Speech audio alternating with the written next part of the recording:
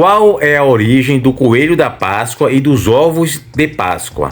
Acredita-se comumente que a palavra Páscoa vem de uma figura pagã chamada Star ou Eostre, que era celebrada como a deusa da primavera pelos saxões do norte da Europa. O único problema com essa teoria é que ela não tem base histórica. A existência de uma deusa chamada Star ou de um festival de primavera em sua homenagem é baseada em pura conjectura. O mesmo se aplica à origem do coelho e dos ovos de Páscoa. Ninguém sabe ao certo como essas coisas se tornaram parte da observância da Páscoa. Qual seria o mistério sobre o coelho da Páscoa e os ovos? Será que é mesmo de origem pagã? O coelho da fertilidade, Star, que no caso tentou substituir a mídia e os meios de comunicação, tentam colocar o coelho da Páscoa e os ovos no lugar da passagem, ou melhor, da passagem dos hebreus da saída do Egito contra os egípcios que estavam escravizando eles, e também sobre Jesus Cristo e sua ressurreição. Será que essa Páscoa tem origem pagã?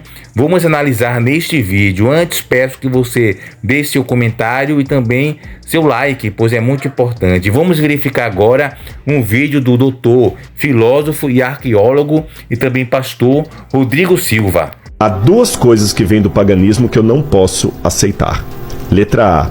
Quando uma festividade ou costume pagão vem para substituir algo que está expressamente colocado na palavra de Deus. Agora, com a Páscoa já tem que tomar um pouquinho de cuidado. Por quê? Porque o coelhinho da Páscoa toma o lugar de Jesus. Qual a diferença do coelhinho da Páscoa e do Papai Noel?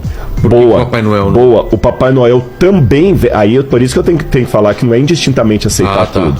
O Papai Noel também está tomando o lugar de Jesus. Por isso que eu falei no item número 2, não significa que eu vá aceitar indistintamente tudo que vem do paganismo. Então, o que eu posso aceitar do Natal? Bom, eu posso aceitar a celebração, porque eu não estou infringindo nenhum mandamento da Bíblia que fala celebre o dia de Jesus no dia 20 de outubro. Não existe esse mandamento, então não estou colocando um mandamento no lugar do outro.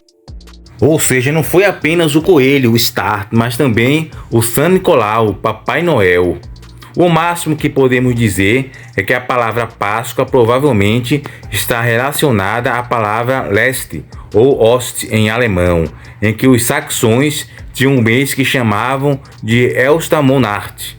A lenda do coelho da Páscoa trazendo ovos parece ter sido trazida para os Estados Unidos por colonos da Alemanha.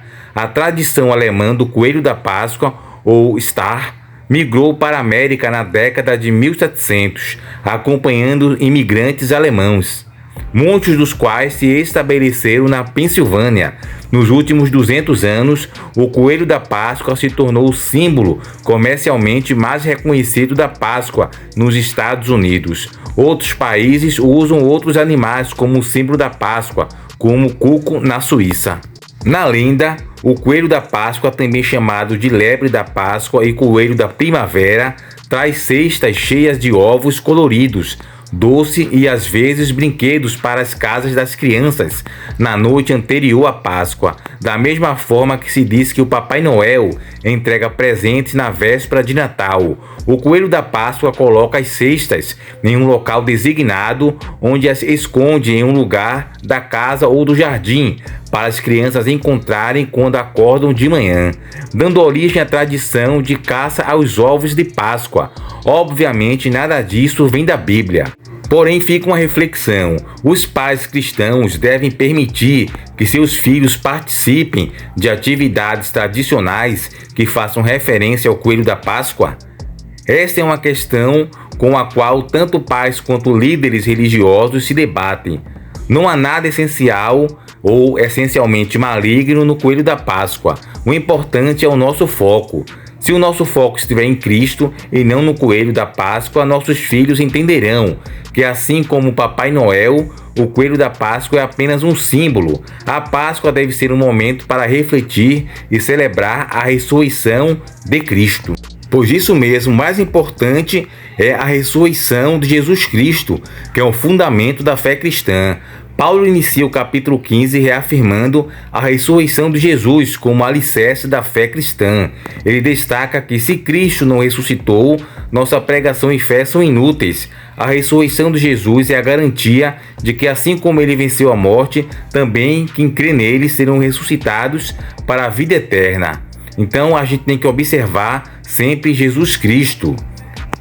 Em 1 Coríntios, capítulo 15, este capítulo é escrito pelo apóstolo Paulo e oferece uma visão profunda sobre o futuro glorioso que aguarda os crentes na segunda vinda de Jesus Cristo. Esse vídeo aqui a gente está falando sobre a Páscoa, sobre a questão do coelho, o Star, que foi um paganismo, mas também o mais importante de tudo é que na Páscoa você lembre-se da ressurreição de Jesus Cristo. Pois também lá no dia da ressurreição, na segunda vinda de Jesus Cristo, teremos a transformação do corpo de corruptível a incorruptível. E nada melhor do que na Páscoa lembrar da ressurreição. A partir do versículo 35, Paulo responde a questionamentos sobre como será a ressurreição dos mortos e com que tipo de corpos eles ressuscitarão.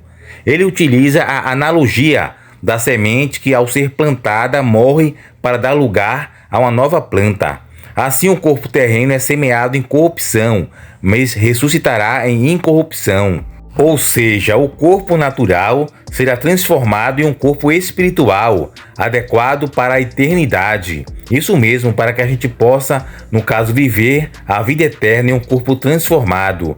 Paulo enfatiza que a carne e o sangue não podem herdar o reino de Deus.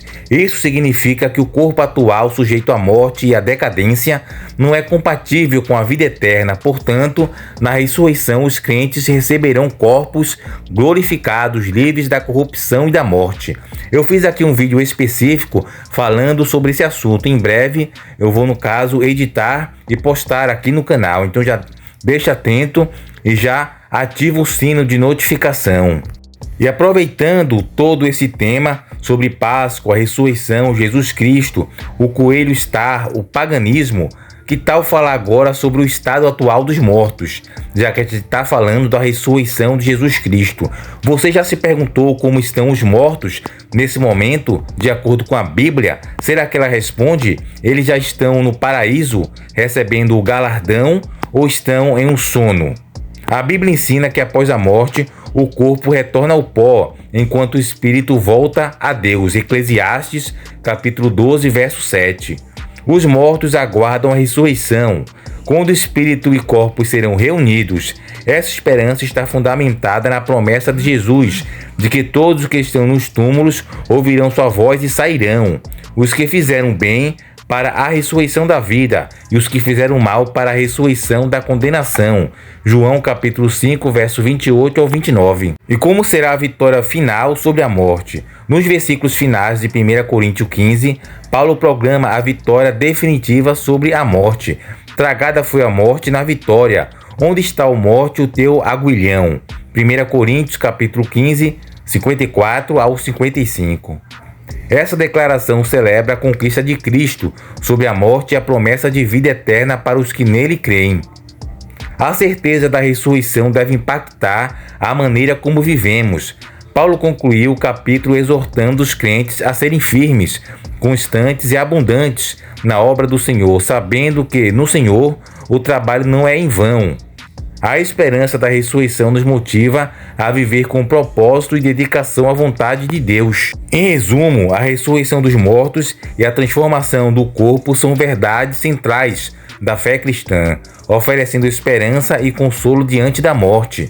Em 1 Coríntios 15, Paulo nos assegura que na segunda vinda de Jesus, os crentes serão ressuscitados com corpos glorificados, aptos para a eternidade com Deus. Essa esperança nos encoraja a perseverar na fé e a viver em santidade, aguardando o dia glorioso da ressurreição.